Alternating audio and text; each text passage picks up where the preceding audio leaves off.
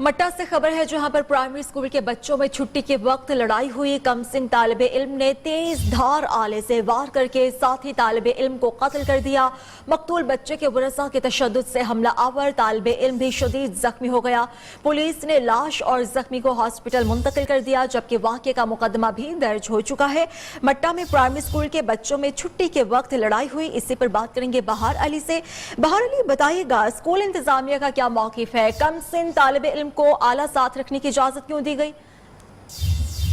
जी बिल्कुल, ये तो पुलिस बताएंगे, उसकी तफ्तीश अभी जारी है। लेकिन ये दोनों जो है 5वीं जमात की क्लास की जो है कमसन बच्चे हैं और दोनों की जो उम्र है वो 12 साल है। जबकि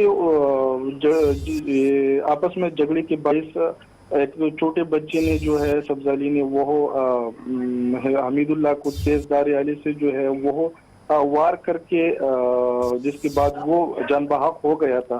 इसे अस्पताल मुंतकिल किया गया। तो जब हमीदुल्लाह के घर वालों को पता चला तो वो बड़े निकल कर सब्जाली पर वार कर दी। ताहाल अभी वो अस्पताल में पड़ा है। उनकी उम्र भी 12 साल है वो है और ताहाल हॉस्पिटल में ज़ेर इलाज है। शुक्रिया आपका बहार अली। वापस आएंगे इस ब्रेक के बाद, हमारे साथ रहिएगा।